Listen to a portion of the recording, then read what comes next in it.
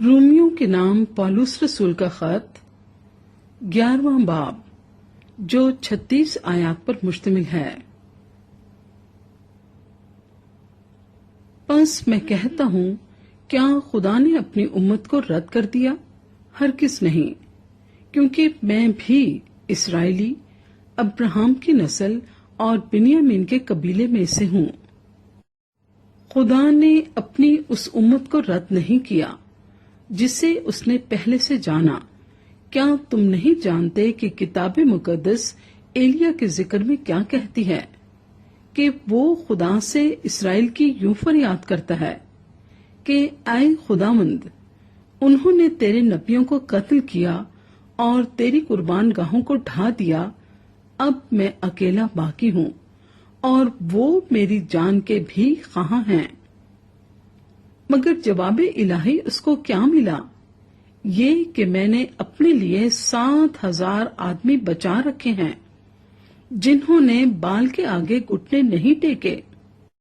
پس اسی طرح اس وقت بھی فضل سے برگزیدہ ہونے کے باعث کچھ باقی ہیں، اور اگر فضل سے برگزیدہ ہیں تو اعمال سے نہیں، ورنہ فضل نہ رہا۔ پس نتیجہ کیا ہوا؟ یہ کہ اسرائیل جس چیز کی تلاش کرتا ہے وہ اس کو نہ ملی، مگر برگزیدوں کو ملی، اور باقی سخت کیے گئے۔ چنانچہ لکھا ہے کہ خدا نے ان کو آج کے دن تک سست طبیعت دی، اور ایسی آنکھیں جو نہ دیکھیں اور ایسے کان جو نہ سنیں۔ اور داؤد کہتا ہے کہ ان کا دسترخوان ان کے لیے جال اور پھندا اور ٹھوکر کھانے اور سزا کا باعث بن جائے۔ ان کی آنکھوں پر تاریکی آ جائے تاکہ نہ دیکھیں، اور تو ان کی پیٹھ ہمیشہ جھکائے رکھ۔ پس میں کہتا ہوں کہ کیا انہوں نے ایسی ٹھوکر کھائی کہ گر پڑے؟ ہرگز نہیں، بلکہ ان کی لرزش سے غیر قوموں کو نجات ملی تاکہ انہیں غیرت آئے۔ پس جب ان کی لرزش دنیا کے لیے دولت کا باعث اور ان کا گھٹنا غیر قوموں کے لیے دولت کا باعث ہوا، تو ان کا بھرپور ہونا ضرور ہی دولت کا باعث ہوگا۔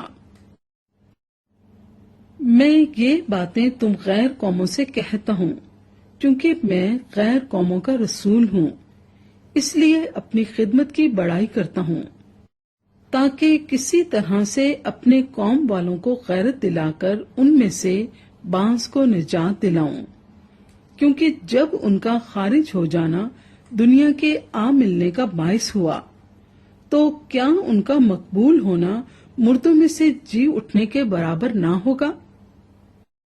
جب نظر کا پہلا پیڑا پاک ٹھہرا تو سارا گندھا ہوا آٹا بھی پاک ہے، اور جب جڑ پاک ہے تو ڈالیاں بھی ایسی ہی ہیں۔ لیکن اگر بعض ڈالیاں توڑی گئیں اور تو جنگلی زیتون ہو کر ان کی جگہ پیوند ہوا اور زیتون کی روغن دار جڑ میں شریک ہو گیا، تو ان ڈالیوں کے مقابلے میں فخر نہ کر، اور اگر فخر کرے گا تو جان رکھ کہ تو جڑ کو نہیں بلکہ جڑ تجھ کو سنبھالتی ہے۔ پس تو کہے گا کہ ڈالیاں اس لیے توڑی گئیں کہ میں پیوند ہو جاؤں۔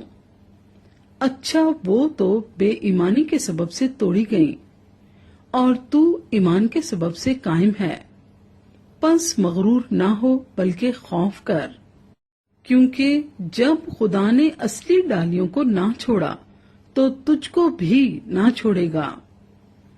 پس خدا کی مہربانی اور سختی کو دیکھ، سختی ان پر جو گر گئے ہیں، اور خدا کی مہربانی تجھ پر، بشرطے کہ تو اس مہربانی پر قائم رہے، ورنہ تو بھی کاٹ ڈالا جائے گا۔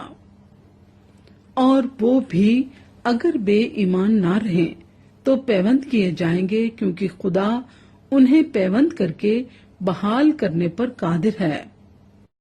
اس لیے کہ جب تو زیتون کے اس درخت سے کٹ کر جس کی اصل جنگلی ہے، اصل کے برخلاف اچھے زیتون میں پیوند ہو گیا، تو وہ جو اصل ڈالیاں ہیں अपने जैतून में जरूर ही पैबंद हो जाएंगी। ऐ भाइयों, कहीं ऐसा ना हो कि तुम अपने आप को अक्लमंद समझ लो। इसलिए मैं नहीं चाहता कि तुम इस भेद से नावाकिफ रहो कि इस्राएल का एक हिस्सा सख्त हो गया है, और जब तक गैर कौमें पूरी पूरी दाखिल ना हों वो ऐसा ही रहेगा, और इस सूरत से तमाम इस्राएल नजात पाएगा। चुनांचे लिखा है कि छुड़ाने वाला सयून से निकलेगा और बेदीनी को याकूब से दफा करेगा, और उनके साथ मेरा ये अहद होगा जबकि मैं उनके गुनाहों को दूर कर दूंगा। इंजील के एतबार से तो वो तुम्हारी खातिर दुश्मन हैं, लेकिन बरगुजीदगी के एतबार से बाप दादा की खातिर प्यारे हैं, इसलिए कि खुदा की नेमतें और बुलावा बेतब्दील है। क्योंकि जिस तरह तुम पहले खुदा के नाफरमान थे, मगर अब इनकी नाफरमानी के सबब से तुम पर रहम हुआ, उसी तरह अब ये भी नाफरमान हुए, ताकि तुम पर रहम होने के बायस अब इन पर भी रहम हो। इसलिए कि खुदा ने सबको नाफरमानी में गिरफ्तार होने दिया, ताकि सब पर रहम फरमाए।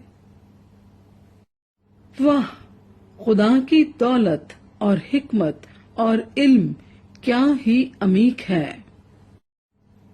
उसके फैसले किस कदर इदराक से परे और उसकी राहें क्या ही बेनिशान हैं।